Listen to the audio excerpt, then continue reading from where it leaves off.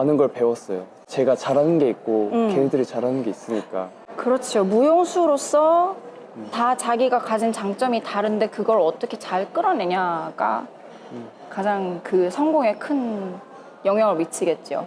그렇죠. Ready? Ready. Okay.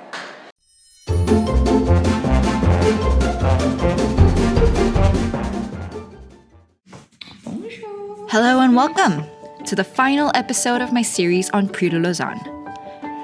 As these incredible young talents approach the end of the week, filled with challenges and breakthroughs, I will also be sharing insights from my personal journey, how it intertwined with this monumental event in the ballet world, offering me a deeper understanding and unique perspectives. Stay tuned and don't forget to subscribe. We're starting from day 4, morning class, and by this time, 50% of the jury marking for technique classes are done. So the candidates start focusing on their classical and contemporary variations to present on stage. This is the last day when the junior and senior division girls are sharing the morning classes. So, throughout the day, the focus shifts from technical corrections to refining details to show the candidate's best side on the stage. Here's Husha, dancing Prince from Sleeping Beauty, Act 3. The intensity these young artists bring to their craft is just admirable. This dedication is something I learned later in life. Not on big stages, but in a much quieter, personal setting. So, remember March 2020, when the world went upside down? I was in my 3rd year trying to learn ballet seriously, and every sort of gathering, including the ballet classes, got shut down. So, we had to stare into our tiny screens. We sometimes tried mini ballet classes in public places, but everybody had to be patient and just hope for the best. One day, I was browsing through the internet, and I came across an online class taught by a professor at the Conservatoire de Paris. Her name is Miss Isabelle Sierra-Vola. And this kind of became an ignition, a very important beginning of the chapter of my learning journey. I started with the regular ballet classes, and mind you, I was not there. But when and how else would I ever take a class like this, especially as somebody who started in their 20s? So I struggled, but I kept returning. Fast forward, I got into a group where we learned a variation from Sweden Blanc, a piece by the former director of Paris Opera, Serge Lefar. This was when I knew that my ballet dream had come true. And anything else from here was an extra blessing. Bravo! Anyways, let's go back to Prix de Lausanne. Here, Madame Loudières is coaching the girls nuances and final touches of the classical variation. Oh, by the way, she's Kenny's, my ballet teacher's absolute favorite ballerina. In every single variation, the coaches always watch from the audience seat and climb up the stairs to deliver coaching.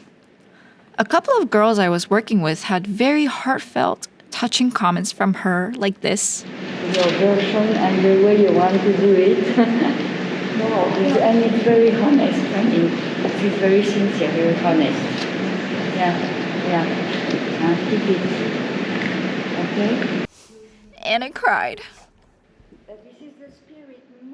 Even if I'm not the one dancing up there, watching Madame Loudières coaching is like taking a masterclass. Each tiny correction pushes toward a goal of simplicity. It's rigorous, but spellbinding.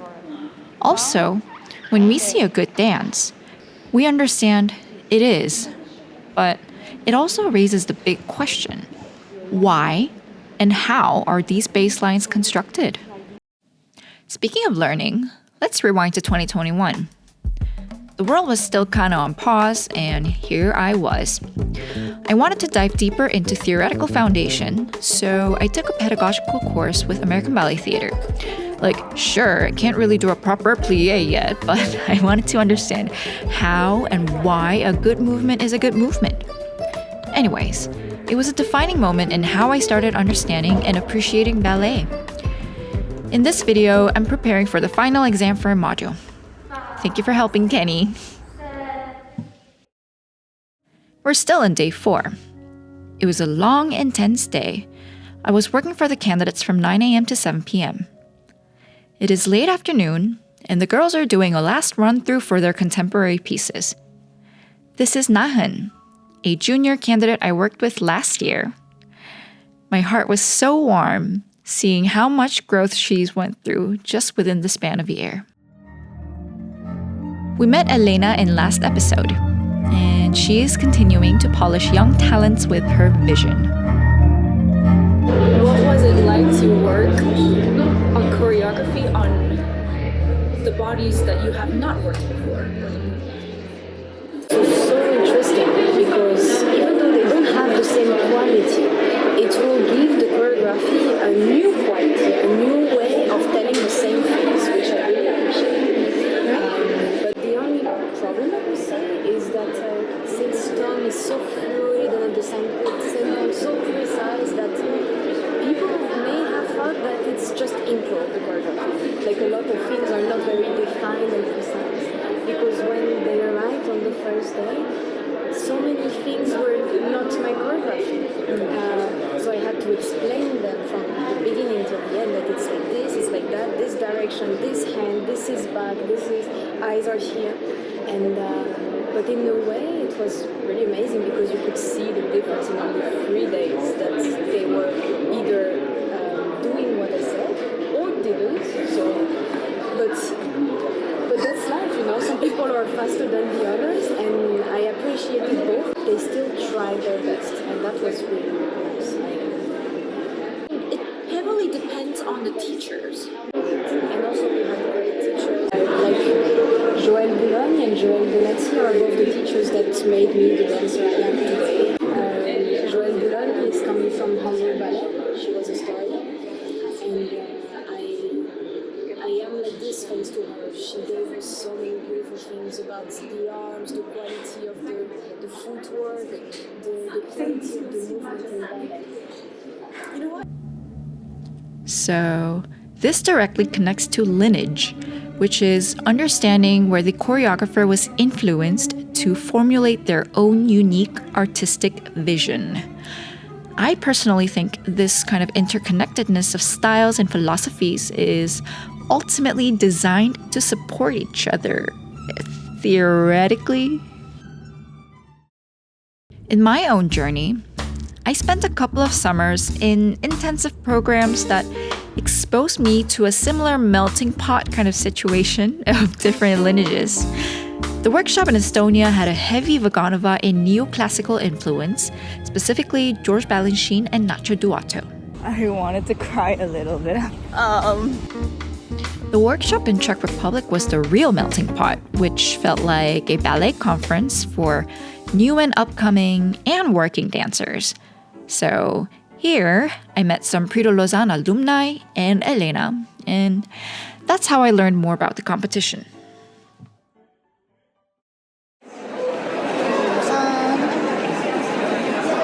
There's a Korean student.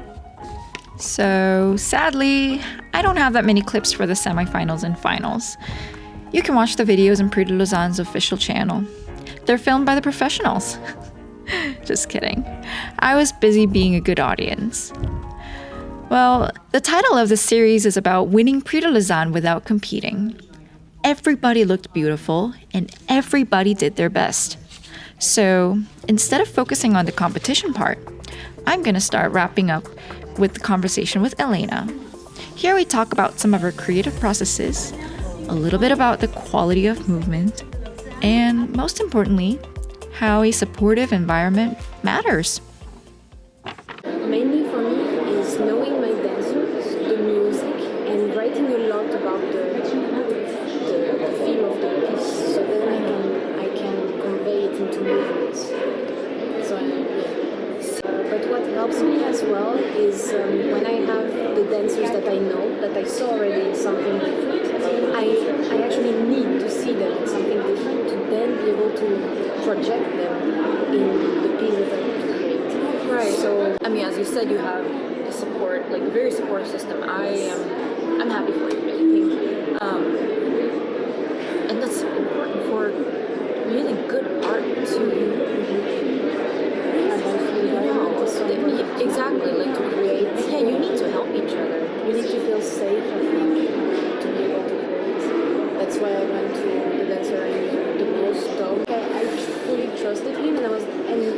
I didn't know what I was doing sometimes, I felt safe. I was like, there's room for mistakes. Ah, yes, because he also has the same level of knowledge as you do, and he understands how to, how to protect himself. You know what? There was a candidate when she was dancing. So there was a French teacher that I learned. I could see her moving like her. It was a personality thing. I mean, well, the thing is, okay, technique has to be there because it's what supports us and what keeps us safe from dancing. But I think about her. The quality from the teacher. Exactly. That's so important. Yeah, I could see her teaching that. Oh, and when I saw the school, and it's like, that's her student. I mean, and I'm sure that is something very, very, very, very difficult to teach. Mm-hmm. But some people just, I think it's either talent or because some people just find the right words to give you the. It's almost impossible to explain. Although I'm not working professionally on stage, I know I have fulfilled all of my ballet dreams. Not so long ago, I finally met my muse, Miss Chiara Bolla, in person, in Paris. And that very same day, I was invited to watch a show at the Paris Opera as a fellow dancer. A testament that sometimes it's not the stage lights, but the light within us that truly defines our path in dance. I hope that my learning journey can spark an idea that sometimes ballet goes beyond pirouettes and jumps. It's about the connections we make, the inspirations we find, and the communities we build. Whether you're on stage or behind the scenes, every step in ballet is a step towards not just mastering the art, but discovering ourselves. Thank you for joining me on this journey. Keep dancing, keep dreaming, and remember, the world is your stage. 춤을 추면서 정말 즐겁다는 생각을 하면서 일주일 동안 보냈던 것 같아요. 평소에 너무 와보고 싶었던 곳에서 하나도 걱정 없이 너무 100% 즐기면서 할 수 있었어서 일주일이 너무 값졌습니다. 행복하게 춤추는 거를 여기서 더 배웠던 것 같아요. 저도 정말 관객들하고 소통하는 그런 방법을 더 배웠던 것 같아요. 스위스는 사랑입니다. 감사합니다. 감사합니다. 더 멋있는, 더 본받을 수 있는 게 많은 사랑이 되도록 하겠습니다. 앞으로 많이 응원해주세요. 엔딩!